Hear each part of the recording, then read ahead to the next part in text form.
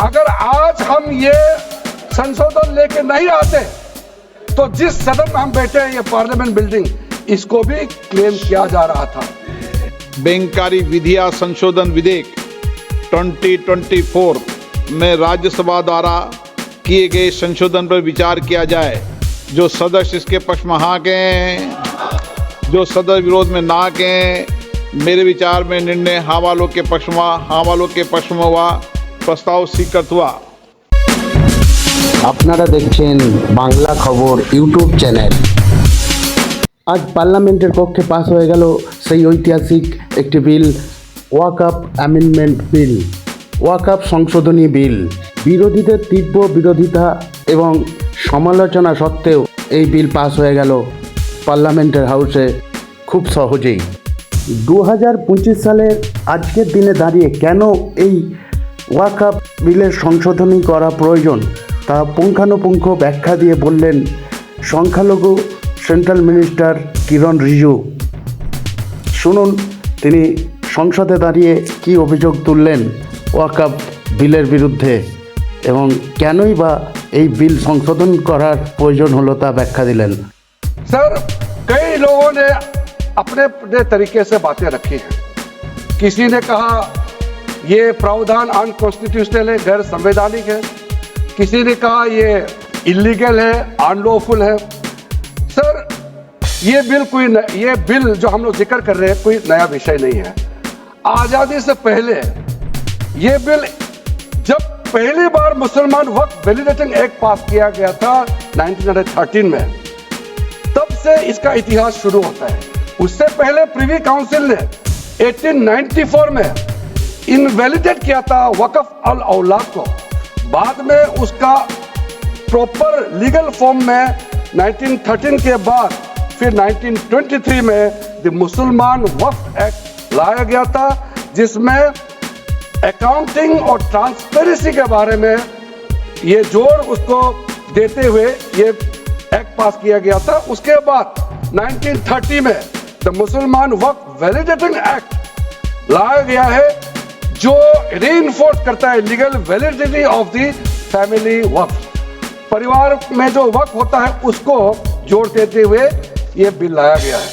उसके बाद आजादी के बाद 1954 में 1954 में वक्फ एक्ट पहली बार आजाद भारत का एक्ट बनी और उस समय स्टेट वक्फ बोर्ड का भी प्रावधान उसी 1954 एक्ट में प्रावधान किया गया था। उस समय से लेकर के कई संशोधन के साथ में 1995 में व्यापक रूप से ये वक्फ एक्ट बनी है। तो उस समय किसी ने नहीं कहा कि ये एक्ट अनकॉन्स्टिट्यूशनल है, किसी ने नहीं कहा उस समय ये अनलॉफुल है। आज जब हम उसी बिल को सुधार के ला रहे हैं, तब आपको ये अनकॉन्स्टिट्यूशनल अनलॉफुल का ये शब्द इस्तेमाल करने का आपको ये नौबत कैसे आया, ये सोच क्यों आया? अगर आप सच्चे दिल से सोचते और मन साफ होते तो आप तर्क पे जाते। इस संशोधन बिल में जो जो तर्क है आप उसमें बात कीजिए। आप उसको छोड़ के जो कोई लेना देना नहीं है बिल में, उसका बात आप लेकर के लोगों को गुमराह करने का, बरगलाने का काम जो किया है, उसको मैं शुरू में साफ करना चाहता हूं। अध्यक्ष महोदय जी, 1995 में ट्राइब्यूनल का पहला व्यवस्था किया गया है ताकि वक्फ बोर्ड का कोई भी निर्णय किसी को अगर पसंद नहीं है या उसको चैलेंज करना चाहता है तो वक्फ ट्राइब्यूनल वहां आप जा सकते हैं।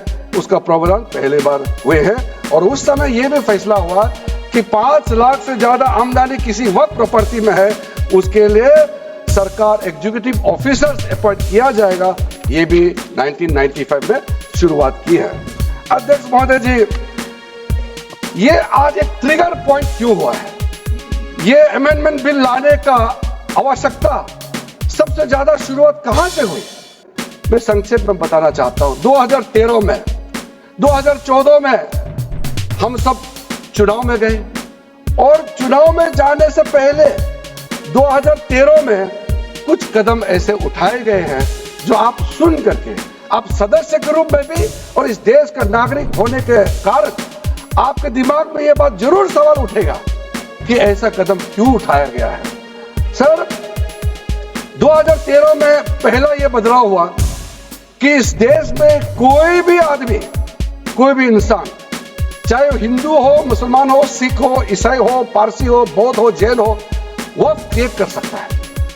सबको मालूम है वक्फ एक मुसलमान का अल्लाह के प्रति अपना एक उसका एक पायस चैरिटेबल रिलीजियस पर्पस के लिए वक्फ क्रिएट किया जाता है, लेकिन उसमें डाइल्यूशन करके 2013 में कोई भी वक्फ क्रिएट कर सकता है। ये प्रावधान सबसे पहले उस समय की यूपीए सरकार ने किया है। दूसरा, आपने सारा वक्फ को स्पेसिफिक कर दिया कि शिया बोर्ड में शिया ही रहेंगे, सुन्नी बोर्ड में सिर्फ सुन्नी ही रहेंगे, और कोई भी बोर्ड हो सिर्फ उनके लोग ही रहेंगे, बाकी कोई उसमें आ नहीं सकता है। ऐसा आपने प्रावधान किया। तीसरा, 2008, सर आप शांति से सुनने के बाद आप जो भी पूछेंगे हमारा रिप्लाई तो आएंगे ही सर। डिबेट का आखिरी में मेरा फिर से रिप्लाई होगा। तो अभी मैं जब शुरुआत में कुछ दृष्टिकोण रख रहा हूं, इसमें कोई हस्तक्षेप ना करे, ध्यान से सुनिए ताकि हमारा डिबेट का स्तर भी ऊंचा रहे और तर्क भी सामने में आ जाए। सर, एक प्रावधान आया सेक्शन 108। उस सेक्शन 108 में यह लिखा गया है कि वक्फ बोर्ड का जो प्रावधान है इस देश में कोई भी मौजूदा कानून के ऊपर में रहेगा, ओवरराइडिंग इफेक्ट रहेगा। ऐसा आपने कानून बनाया है। इस देश में ऐसा कानून कैसे मंजूर कर सकते हैं अध्यक्ष महोदय जी? हर कानून अपना अपना हिसाब से चलता है, लेकिन एक कानून दूसरे कानून के ऊपर में ओवरराइडिंग इफेक्ट होगा, ये कोई भी मान्यता नहीं दे सकता है। उसके बाद सर, मैं कुछ प्रोपेगेंडा साथ में जुड़े हुए हैं उससे पहले जो 2013 में मुझे भी बहुत ताज्जुब हुआ कि ये पास कैसे जबरदस्ती करवाया है। 2013 में वक्फ यूजर जो आपने प्रावधान डाला, उसके बाद 1970 से एक केस चल रहा था दिल्ली के अंदर में। दिल्ली के अंदर में हमारा सीजीओ कॉम्प्लेक्स है, पार्लियामेंट बिल्डिंग है, कई प्रॉपर्टीज है, और इसको वक्फ बोर्ड, दिल्ली वक्फ बोर्ड ने क्लेम किया कि ये वक्फ प्रॉपर्टीज है। उसके बाद ये केस चल रहा था अदालत में।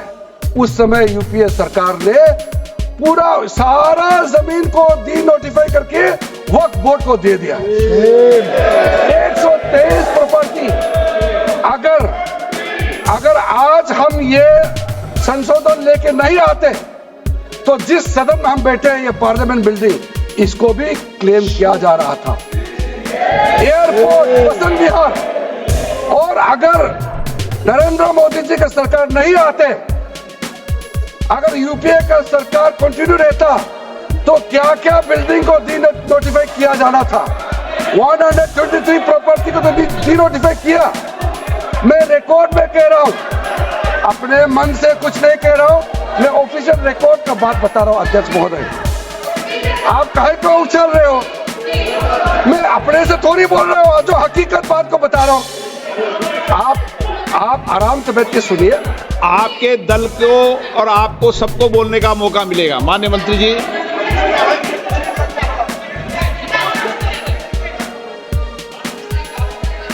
सर, मैं फिर से कह रहा हूं, मैं एक शब्द अपने ओर से नहीं कह रहा हूं, जो घटना है, जो हकीकत है, यही कह रहा हूं।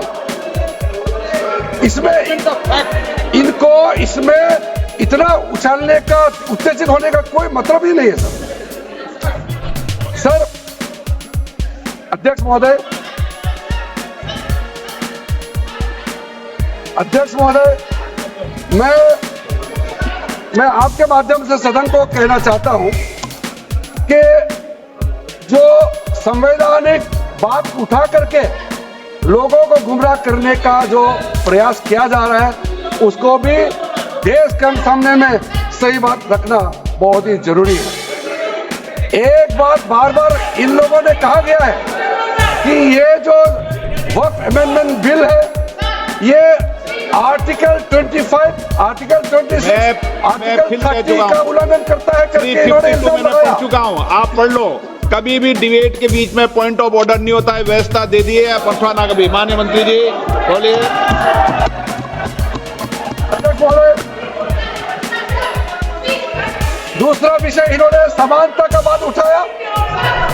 आर्टिकल 14 का इक्वालिटी को लेकर के उन्होंने सवाल उठाया, उसका भी मैं जवाब देना चाहता हूं अध्यक्ष महोदय। ये कोई तरीका नहीं है। माननीय अध्यक्ष की व्यवस्था अंतिम व्यवस्था होती है। बोलिए मंत्री जी आप।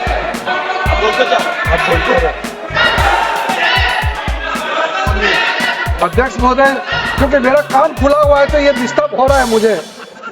मैं अभी ये फैन की बात करता हूँ। अध्यक्ष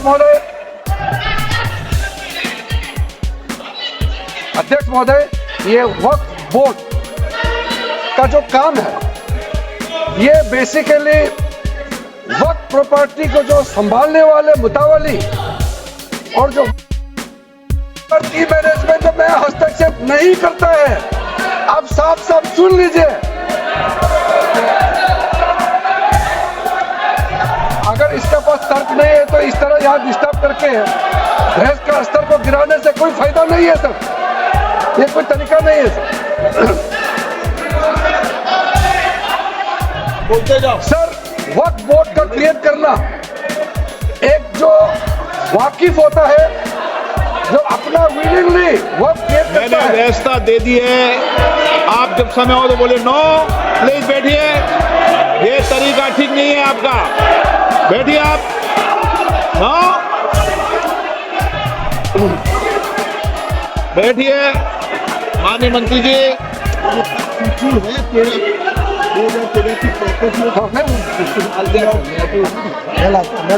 निकाल बताना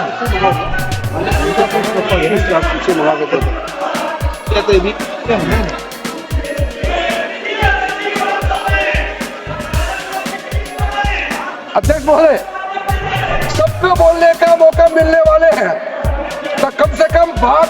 सर, किसी मस्जिद का मैनेजमेंट को हम हस्तक्षेप करने का कोई इसमें प्रावधान नहीं लिया जा रहा है। एक मिनट माननीय, एक मिनट। माननीय सदस्य, आप भारत की संसद में बैठे हो, गरिमा मर्यादा बनाए रखो। बैठे बैठे टिप्पणी मत करो। हाँ, आपको जब मौका मिलेगा आप अपनी बात कहना। बैठे बैठे टिप्पणी नहीं कर सकते। ये संसद की मर्यादा नहीं है। ऐसे नहीं चलेगा सदन। सदन व्यवस्था नियम से चलेगा। किसी भी व्यक्ति को बैठे बैठे कोई भी सदस्य जो बोल रहा हो उसके बीच में टिप्पणी करने का अधिकार नहीं है। माननीय मंत्री जी। अध्यक्ष महोदय जी, ये वक्फ बोर्ड का जो प्रावधान किसी मस्जिद, किसी मंदिर, किसी धार्मिक स्थल का व्यवस्था का कोई लेना देना नहीं है। ये सिंपली एक प्रॉपर्टी का मैनेजमेंट का विषय है। ये कोई मुसलमान अपना ज़कात देता है, फितरा देता है, उसको हम पूछने वाला कौन होते हैं? ये आपका धार्मिक भावना से जुड़े हुए चीज है, उसमें सरकार का कोई लेना देना नहीं है। लेकिन ये वक्फ प्रॉपर्टी का मामला है, लेकिन वक्फ प्रॉपर्टी का मैनेजमेंट करता है, मुतवल्लिज करता है। ये आपको इतना बेसिक ये फर्क जो है अगर समझ में नहीं आते या जानबूझ करके आप नहीं समझना चाहते हैं तो मेरा पास इसका कोई इलाज नहीं है। अध्यक्ष महोदय जी,